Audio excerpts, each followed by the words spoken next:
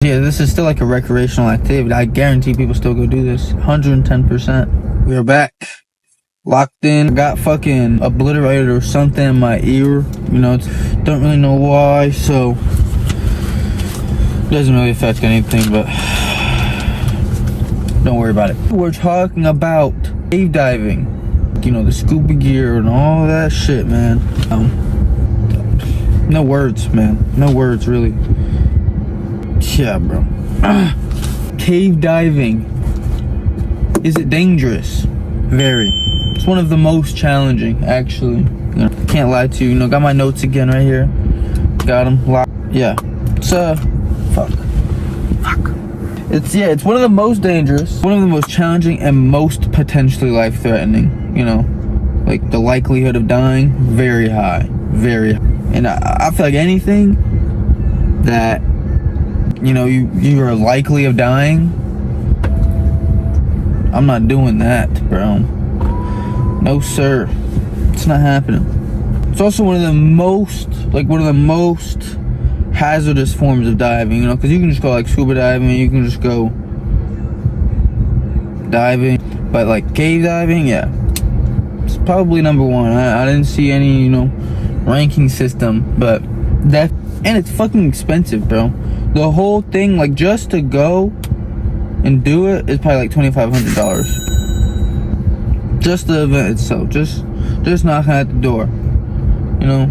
Fuck that. For the decom and procedure, it's about $500 right off rip. Just to get to the cavern, $500. The intro to the cave, another $500. The full cave, $1,000. Now you could probably pay these separate, so, you know, just go to the cavern for $500 plus the procedures for $500, so pay a band, you know. Not horrible, not really that bad. I mean, shit. Or you can do the full cave plus, then I would assume everything, so then it would be $2,500 if you do full cave. Now, honestly, one of the main reasons why people will be doing this is because cave systems, underwater cave systems, have some of the most, like, interesting ecosystems, you know, like, because it's like, you know, it's an underwater cave, it's no light, you know, just so how the creatures and the animals adapt and evolve, it's very, very interesting, apparently, but not worth it, not at all. To cave dive, you know, I couldn't do that shit at all, absolutely not. I couldn't even imagine, like, because, like, you know, I think of a cave, you know, you think of just like a fucking opening, put that underwater, you know, but now the cave probably isn't like a horizontal, it's probably, you know, vertical. You gotta go down and then swim, you know, and then it probably gets horizontal and shit. But no, fuck no, because fuck no, man, you can never do that, absolutely not. That's just so terrifying, and I'm somewhat claustrophobic already as is, so like, and I can't swim, and caves are just sketchy. Three of those, like, those are three things that I fucking hate. So now, boom, combined, why is that even a thing? Can't lie, that shouldn't even be a thing.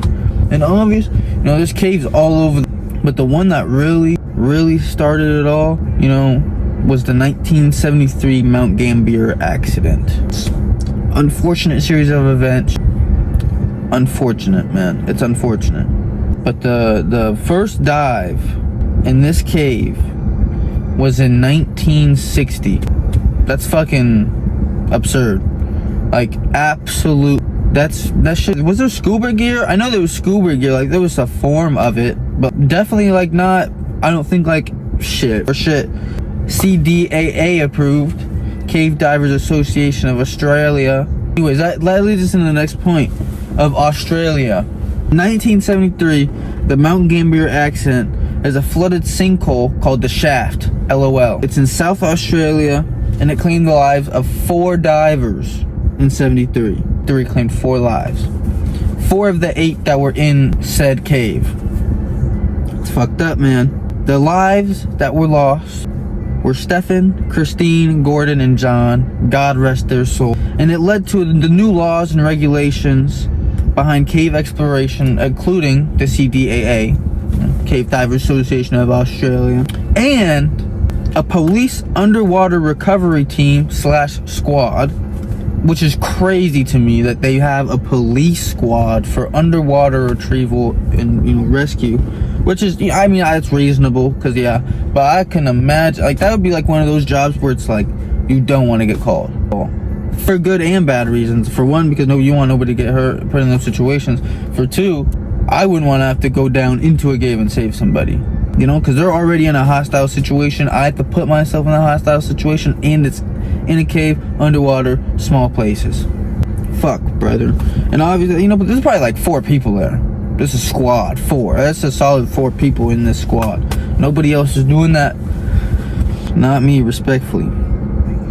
He created many laws behind cave diving and just like being approved and having to go through classes and going through just multiple things to be able to cave dive, just let alone like be certified, you know, like be locked in, like, yeah, you can cave dive, you know what you're doing. And even then, like, how's to say how you'll do 60 feet underwater, out of this world, you know, whatever. And how this cave was found is even more interesting, I would say, in my opinion, you know, my opinion. It was stumbled upon by a horse. I think it was 1932. Yeah, 1932 was stumbled upon by a horse on farmland. It was one of the race horses leading to the opening of the shaft. You know, because it was in the ground. You know, walking, boom, hoof through hole, opening in ground. I realized that it went to water, and I didn't write down here, so I fucked up. I'm sorry. Now the main chamber, so you know, you lower down, you jump in, whatever the fuck, however you get down in there. Oh, I'm tweaking. I wrote it down right here. 23 feet below ground, not 100 feet. I think they said that there was like a rock pile under the water, and from the top to that rock pile was 100 feet. So it was underwater, the rock pile. A 460 feet long, 260 feet wide main chamber, main locked-in chamber. It's crazy. It's funny that's underwater. Insane. And there's 2 tunnels. There's a tunnel that extends to the northwest and a tunnel that extends to the east. The northwest tunnel has a depth of 260 feet. Depth. Deep. It goes 260 feet deep. And then the tunnel to the east has a depth of 407 feet. Near double, almost somewhat double the other tunnel. So like, that's like main chamber, you got to be somewhat locked in, you know, like, you know what you're doing, because you could still be above water somewhat, I think, in the photo. But then both tunnels are horrendous, but the east tunnel is the worst of the 2. 470 feet, you get lost in there, you're done for. And that's exactly what happened to Stephen, Christine, Gordon, and John. Like I said, may God rest their soul. Baked. Sorry guys, baked. 2 core, I think it was a half of your tank to get back up. So you have, you know, you get it, you start it, go, and once you get the half tank, you gotta go. And that's what, I'm pretty sure that's where those 4 messed up, was they didn't do that. They ran out of oxygen too fast, and then they drowned. And there were 4 others that survived said incident.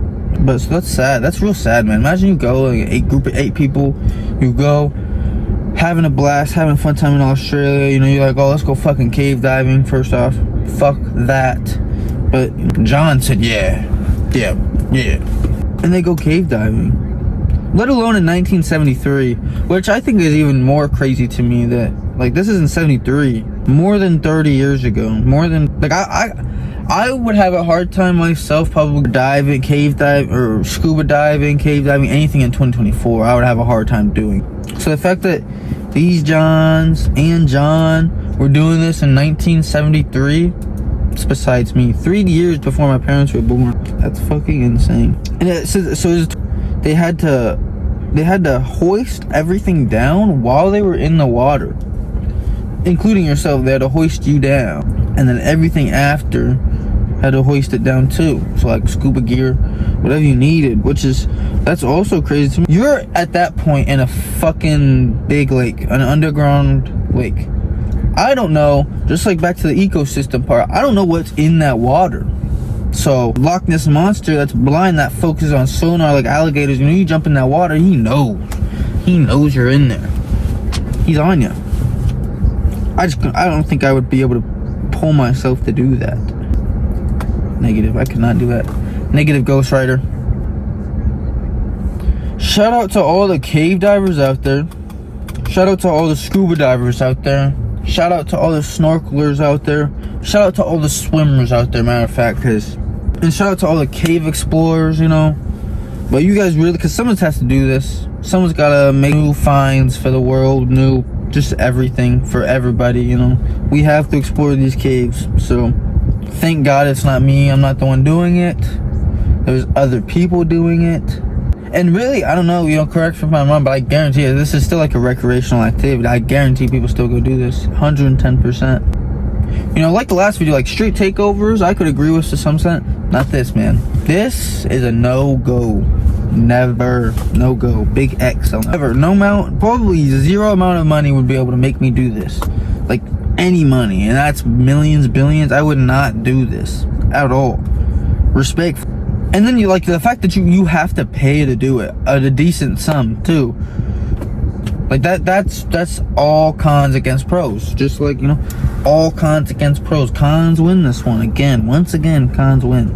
This was cave diving with Mason and his opinions, but I do appreciate y'all tuning in. This was 2 fried eggs, CarCast episode something. Can't really remember, probably like 12 or something. But yeah, thanks for watching. Stay boiled, bitch. Loading up the top. What?